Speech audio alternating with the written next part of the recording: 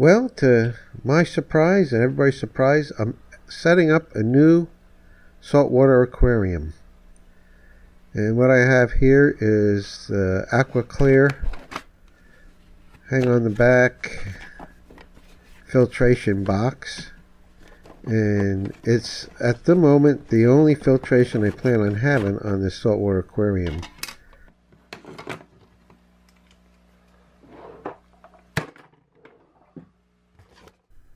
And just about everything I plan on doing here is going to be relatively inexpensive for this particular aquarium. And it's a 20-gallon long, so it's probably a good example of, for someone who wants to start a saltwater aquarium, has no experience, doesn't have a lot of money. This is pretty much what I'm doing here. I'm doing it on the cheap.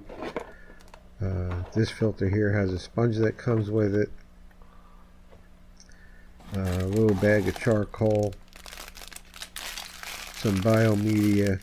It looks like a snake skin, but that's really the bag for the biomedia. Pull out, this is a little bag of biomedia. I don't really plan on using that.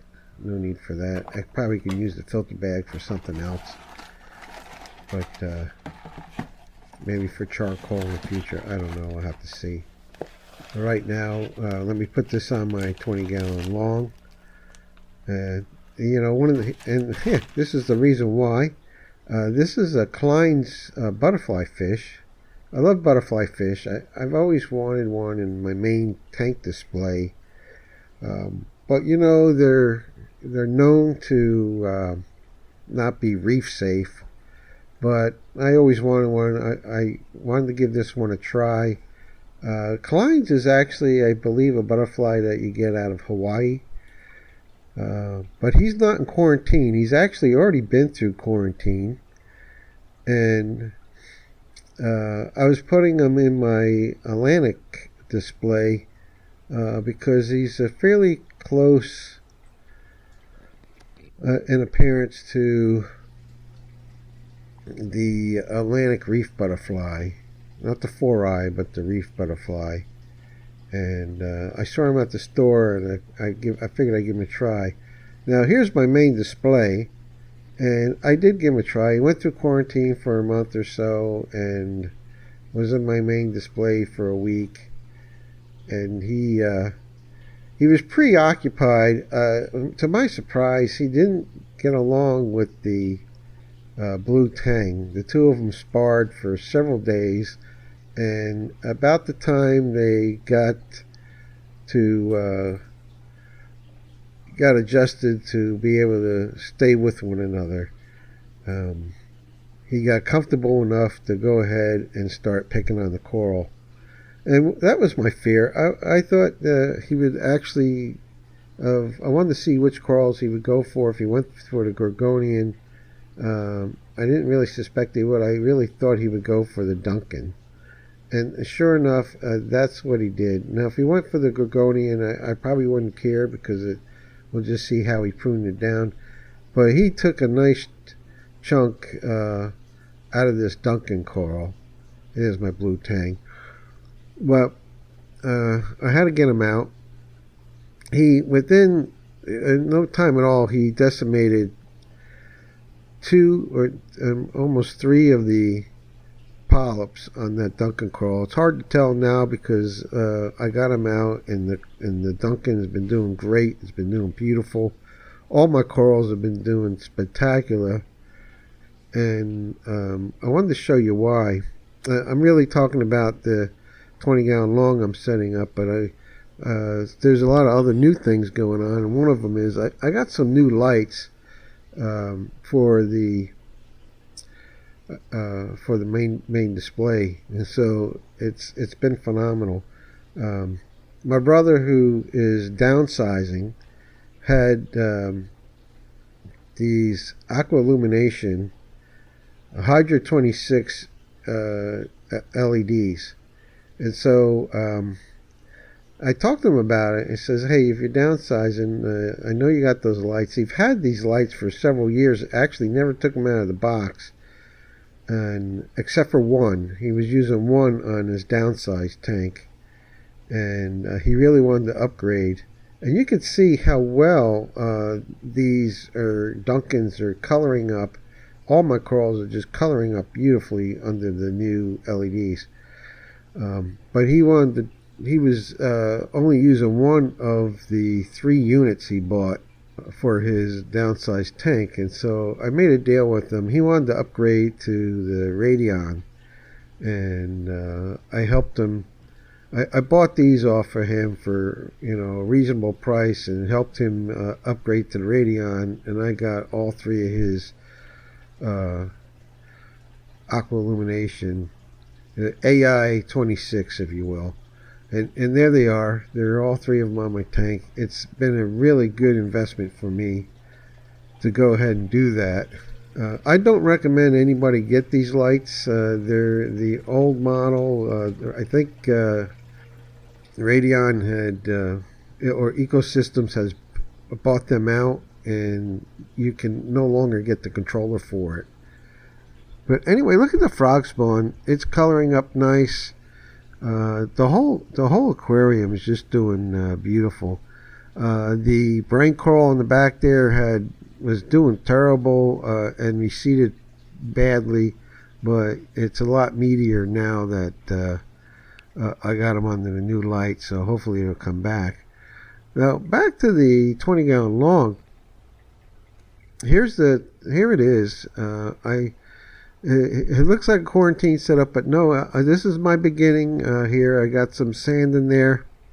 Of course, I had the 20-gallon long. I've had this tank forever, and I had the sand, and I had a couple rocks, a couple dead rock actually, but they're good reef rock actually. They're pretty bleached white from being dried up and stored away for who knows how long, probably years.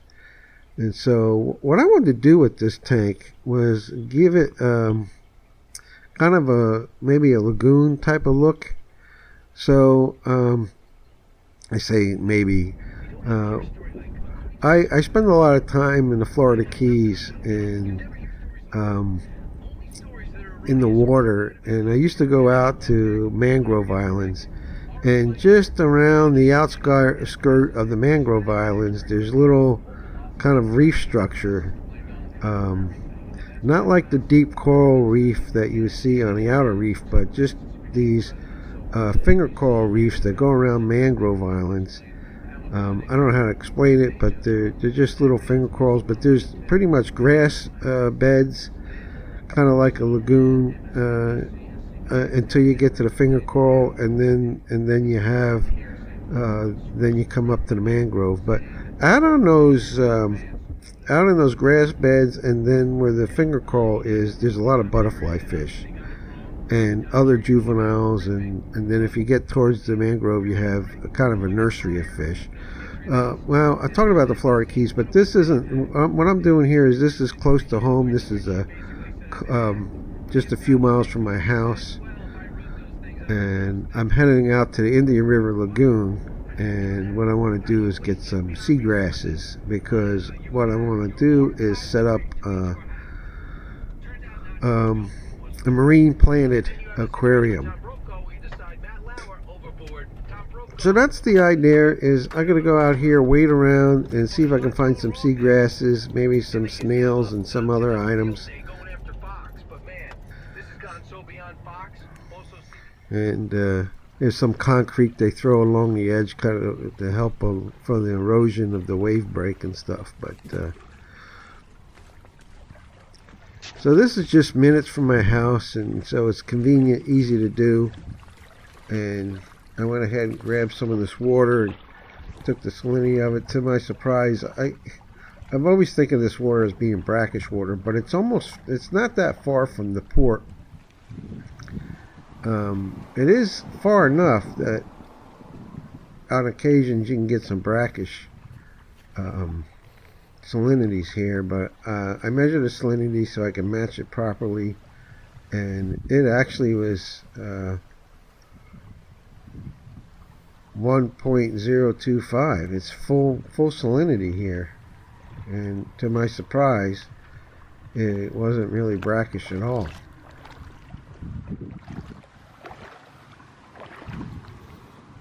So here's what I got. I got some Caulerpa porifera, and I also got some seagrass.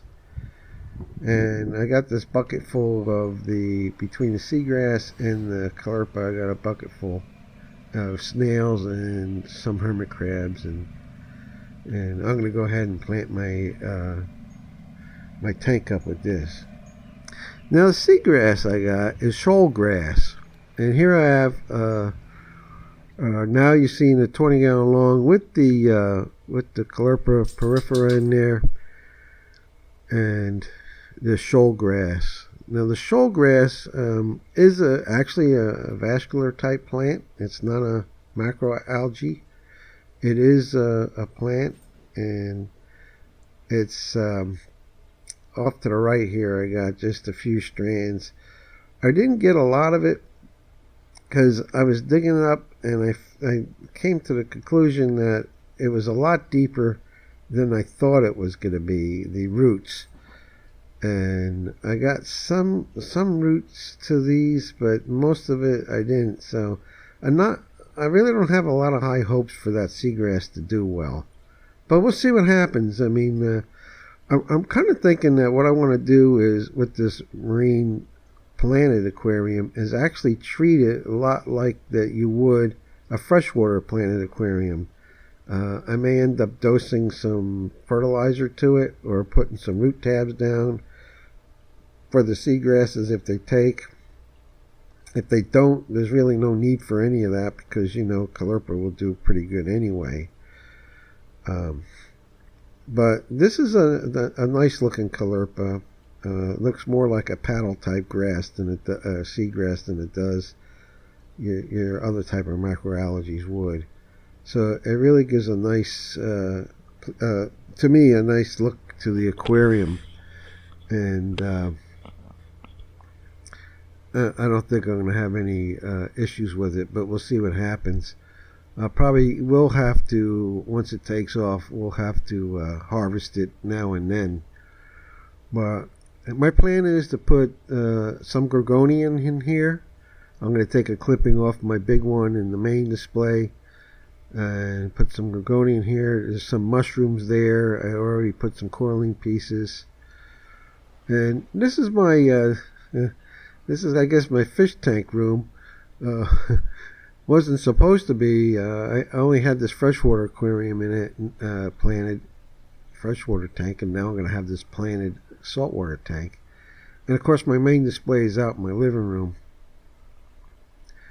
But you see, I already got a starfish. I don't know where he came from. I guess he came off maybe my main display, some of the coral rocks I pulled out of there. So I got some mushroom in there. I'm going to put some zoanthid. Now, you don't really find mushrooms per se down in the Florida Keys. That there is Ricordia. I may get some Ricordia for the tank, but I was going to throw these mushrooms in because to see what the butterfly would do with them. He may not care about them. I don't know. I'm also throwing the zoanthids in there because I got plenty of them. Now down in the Florida Keys, it used to be quite common to see zoanthids in the shallow areas. In fact, right almost along shoreline, you can wade out and pick up zoanthids. That's not the case anymore. I've definitely seen a drastic change in the Florida Keys over the last 20-30 years of me going down there. A lot of the species have receded or died off, and you just don't see the zoanthids in the shallow water like you used to. So this is my planted aquarium. I'm pretty excited about it. I don't know. It was never my intention to set another aquarium up, but I think it's a phenomenal opportunity for people who want to see how to set up a pretty reasonably priced saltwater aquarium. If they've never set one up before, what you can do and how you can start out without all of the crazy expensive stuff that we put into a lot of the reef systems I see today. So this is fairly cheap. You can see I'm only going to use the hanger in the back filter, which is very, very cheap. 20 or 30 bucks at the most. I think it was $20. And a 20-gallon tank, and you got to get some. This is not silica sand, of course. This is the aragonite that I had, but anybody can. For a reasonable price, get a live sand or aragonite or something like that for a 20-gallon aquarium, and do and get a few rocks and calcareous type rocks, of course, and begin an aquarium like this. You can order marine plants. You can't really. It's hard to get seagrasses. You probably have to ask some of the dealers to see if they'll get you some. They don't normally sell the seagrasses. They sell all the other kind of macroalgae, but not the seagrasses. I hope to get some stargrass. I can get that in the Indian River Lagoon, not far from me. I've gotten it before. I've done a lot of research on this in the past. Now that I got it set up, I started to think about it. I probably should have done this a lot like a freshwater dirted aquarium, but also there's several other preferable commercially available substrates, so you don't have to dirt your aquarium. Eventually, if you did, it would the nutrients would be used up, and you'd have to start doing root tabs anyway.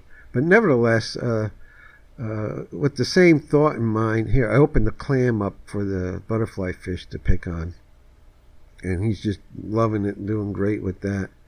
So I don't know how long he's going to survive in this aquarium. I really think it's a 20-gallon is probably the minimum size. If not, it's really too small for butterflies. Butterflies really like large aquariums and do better, but I'll see how he does with that and probably give you reports. Like I said, initially I had no plan on putting an aquarium in this location. In fact, I was supposed to put model trains here, so I don't know where I'm going to put my model trains now. But I'm excited in the sense that if it works out well, I like the whole lagoon tank thing. I've always wanted to aquascape a lagoon tank. And I had a 10-gallon that I did years ago. It was very successful, but I ended up taking it down because I just couldn't keep up with as that many tanks. And here I am again, finding myself with more tanks than I probably care to have. Well, I love having them, but I got energy to take care of, is what I guess I'm trying to say. So it'll take a little effort, but I'm keeping it as low tech and as low key as possible as far as filtration. There's not going to be any skimmer. And but back to the dirted tank, what I was thinking is if for seagrasses, I started doing some research to refresh my memory on the research I had done in previous years. And those people who are been successful with seagrasses, and I'm talking about the vascular plants, not the macro, but actual plants that, and what constitutes a plant is that they actually germinate in seed and flower, and the seagrasses will do that,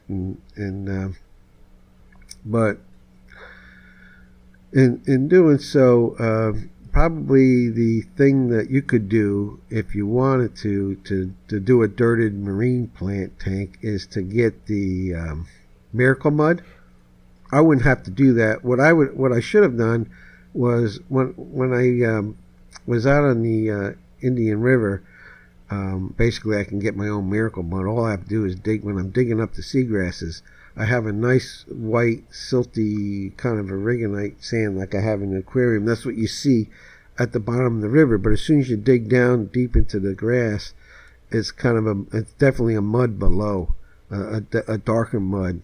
And that's pretty much, I'm sure, what miracle mud is somebody out going out to a lagoon, digging up a mud and marketing that, packaging it up and marketing and selling it and calling it miracle mud. It's just a high nutrient mud that a lot of people even today are using in the reef aquariums, but are using it in the refugiums. And if I had thought about this and a little bit deeper, I would have went ahead and dug up some of that mud and put it on the bottom, and then capped it off with my aragonite, and then use that as my planted aquarium. But that's what it's looking like, and like I said, I'll probably do some more on this in the future. If it works out, fine. If it doesn't, that's fine too. But we'll see. But hopefully this will be a good example of those who want to see how they can start in the saltwater hobby on very little money and actually put some corals in there that are low light corals. This is why I kind of recommend the 20-gallon long, is because it's not high, it's low, and so any light you put on there will be closer to the substrate and give you a better chance if you do decide to go with some soft corals and some to start out and learn with.